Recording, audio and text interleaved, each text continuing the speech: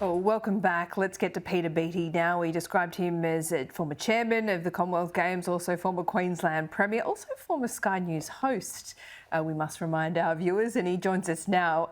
Good to see you. Pending technical difficulties, let's push on. So you think WA should host? Why?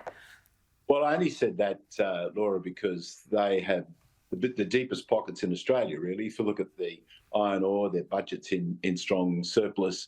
But frankly, their Premier has ruled it out. In fact, all leaders in Australia have ruled it out. So, Laura, I think the only hope really for the Commonwealth Games now is to go back to Birmingham.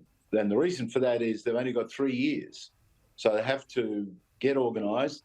They've already got all the equipment and venues in place. The organising committee has only just been recently disbanded. So Birmingham is, I think, the logical place.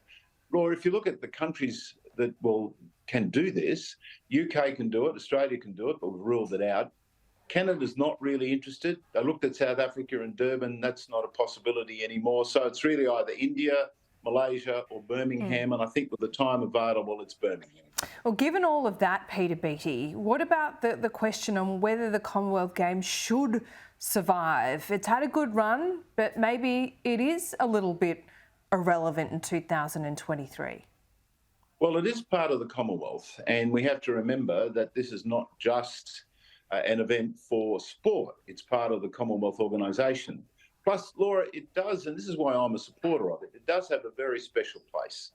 Para-athletes get priority in the Commonwealth Games. There's a number of events that only take place in the Commonwealth Games, and there's a number of priorities around women participating. So realistically, it has a little niche. It's very much a family games. The other thing, Laura, is this. Cathy Freeman and athletes like that really cut their teeth at the Commonwealth Games, and it's a building block. Not all athletes will win or go to the Olympics, and yet this is a reward. It's a building block, as in Cathy Freeman's case. It's also an opportunity for Australians to participate. So, look, it does have a particular role, but they are costly, and the issue is who can afford it, and that's why it's been going between Australia and the UK. Well said. And an athlete on this program did remind us of how important these lead-up events are and the Commonwealth Games. But let's get to the politics of it, Peter Beattie. I mean, given Daniel Andrews' history, his approval rating will probably go up in Victoria after this decision. He has said that they were going to cost upwards of $7 billion. I don't know how he's got to that figure. It certainly seems convenient. Well, Laura, Dan is one of the smartest politicians in Australia, and I've got no doubt that you're right. His approval rating will go up because of the cost of living issue. People want to focus on things like education and health. Look, I don't know anything about the Victorian figures, so I can't comment on that. But what I can comment on, of course, is the cost of the Games in the Gold Coast. They were $1.2 billion. That was the budget. We stuck within that budget because the Queensland government was very rigorous about ensuring we did. In fact, we returned over $100 million to the taxpayer. So in other words, we did it on budget. In fact, we did it under budget and on time. But there is extra cost doing this in the regions. And I know that, pardon me, from the Gold Coast, because it needed, and you see it on the Gold Coast now, they've got trams, they needed a tram system, they needed a light rail system.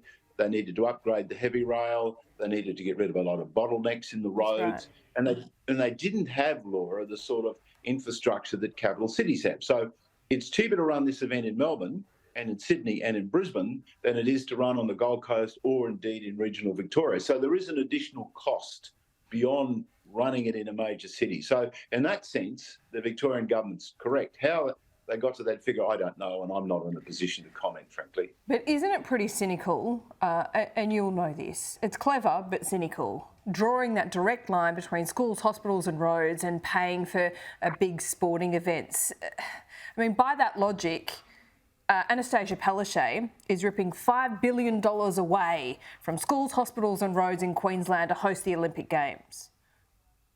Look, Dan, as you said, and I agree, is one of the smartest politicians in Australia, and I think linking it back to essential services is a vote winner for him. There is a big difference, Laura, thankfully, between the Commonwealth Games and the Olympics, in that with the Commonwealth Games, they have to be funded by the state. which is what Queensland had to do, Victoria had to do.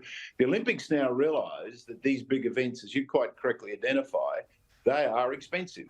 So what the Olympics do, that the Olympic organisation now puts money into the state. So Queensland is getting millions of dollars, and I forget the figure, I think several $100 million from the Olympic organisation to run the event. And I think the event itself is actually almost cost neutral. What is the cost of the investment in infrastructure?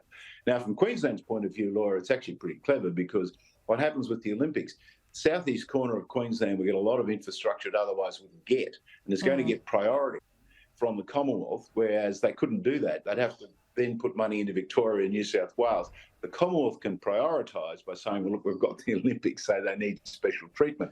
So from Queensland's point of view, the Olympics, it's a bit like chalk and cheese, the Commonwealth Games and the Olympics. But look, your basic argument is right. We are a sporting nation. It puts us on the world stage. Tourism is one of our biggest industries. It does bring a lot of tourists here. And Melbourne, of course, is in many senses the sporting capital of Australia.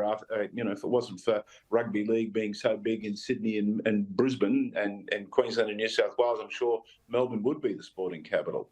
Well, Peter Beattie, great to see you. Great to have you back on Sky News too. Well, I'm happy to do that. My apologies for the outage, the Osprey outage and the blackout in Balmain. I mean, nothing's secret anymore, Laura.